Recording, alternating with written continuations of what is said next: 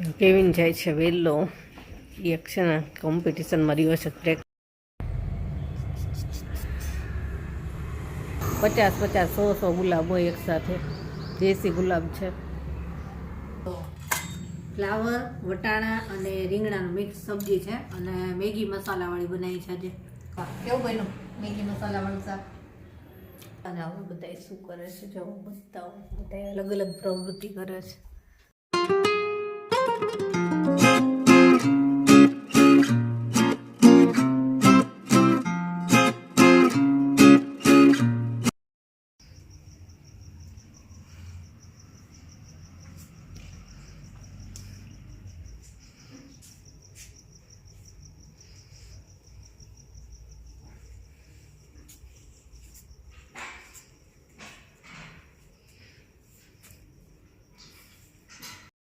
Kevin જાય છે વેલો એક છે ને કોમ્પિટિશનમાં રહ્યો છે પ્રેક્ટિસ માટે દોડવાનું છે ને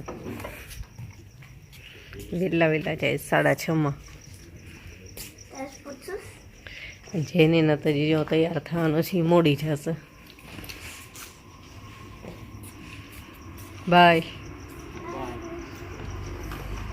એની તૈયાર થઈ ગઈ છે હાલો આમને મોડું કરે જો આજે જેની રાડું પાડે જલ્દી હાલો અમને મોડું કરે છે ને કા એ રાડું પાડે છે જલ્દી હાલો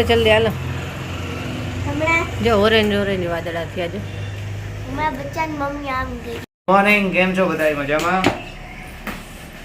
મજામાં જોઈ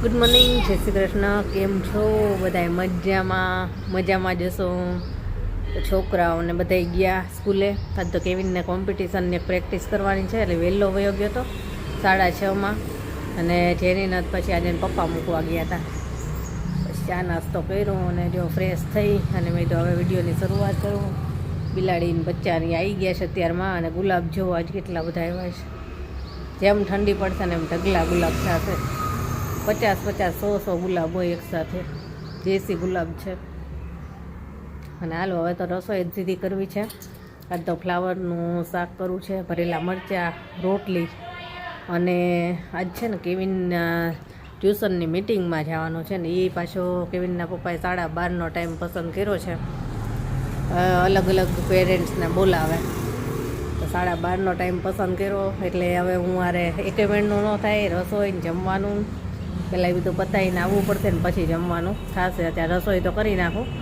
એટલે પછી મોડું ન થાય તો હાલો જલ્દી ફ્લાવરનું શાક ને ભરેલા મરચાં ને બધું બનાવી નાખું જો હરીઠાના ફૂલ લૂમે આવ્યા છે આ બિલાડીને જોવે ને એટલે ઉપર જે પક્ષીની માળા છે ને એ તરત રાડું પાડવા માંડે બોલવા જ માંડે લીમડો છે ને કાપી નાખ્યો થોડોક ઉપર છે અને અહીંયા જો નવા ડાળકા ફૂટ્યા અઠવાડિયામાં તો એકદમ સરસ થઈ જશે જો એકદમ મોટા અત્યારે તો જરૂર પડે ને તો જો આ નીચે રોપા ઉગ્યા છે ને એમાંથી લઈ લઉં છું થોડો અત્યારે ફ્લાવરના શાકમાં થોડો નાખવો છે થોડો મોટો હોય ને 1-2 ડાળખી લઈ લઉં આમાંથી બહુ તો ન તોડું થોડો તોડી લઉં છું જો અહીંયા છે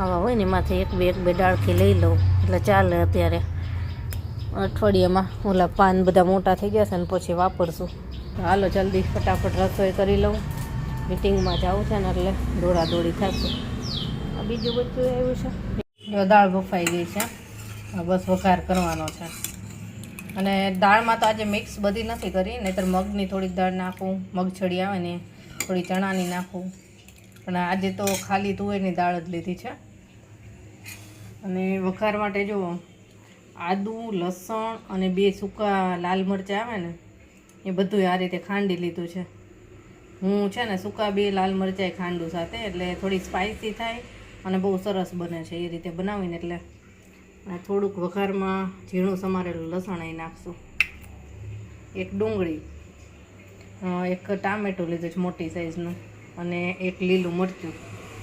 બસ આટલું આ બધું વઘાર માટેનું જે સામગ્રી હોય એ છે. અને હવે વઘાર કરી લઈએ.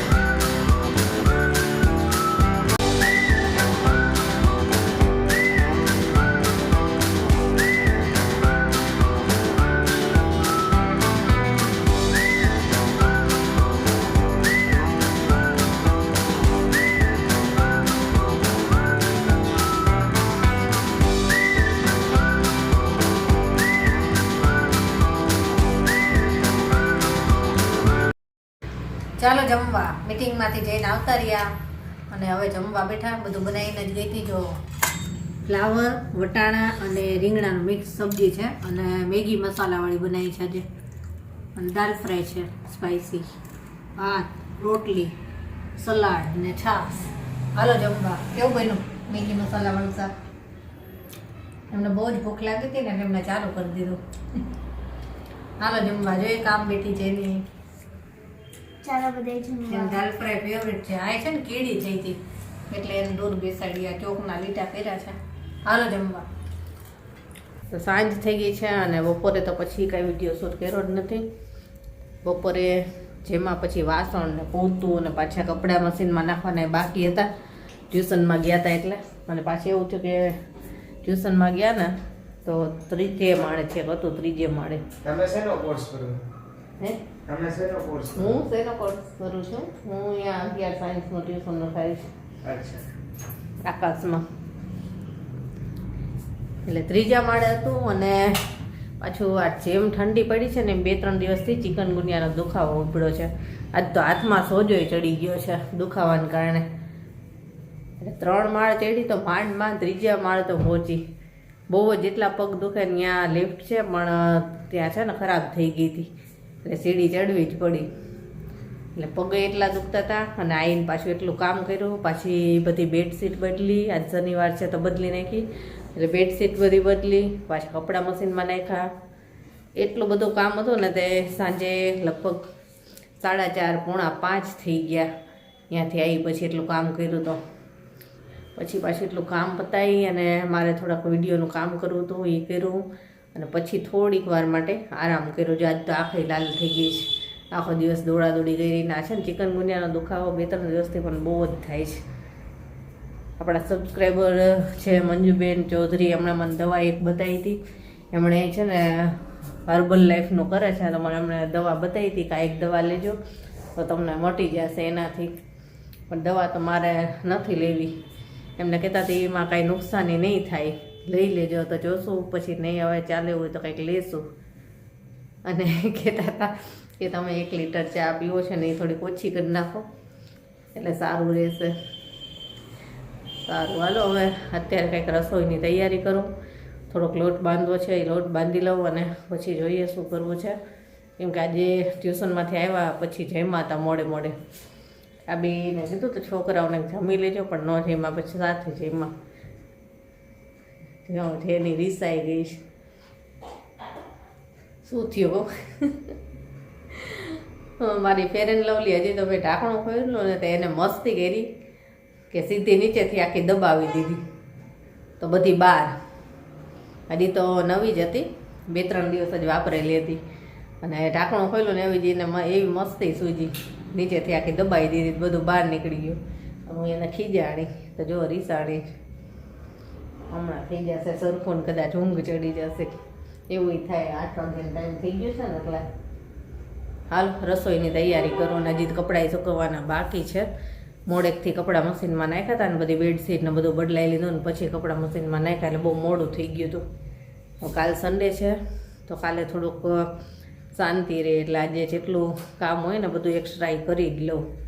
જમીને ફ્રી થઈ ગયા અને હવે બધા શું કરે છે જો બતાવું. બધા અલગ અલગ પ્રવૃત્તિ કરે છે. કોણ શું કરે જો આ જેને તો રમતી હોય કેવીન કામ કરે જો એની કામ જ છે ઈ રમવું એનું જેનેનું કામ છે. એવું છે. હા જેનું એક જ કામ હોય રમવું.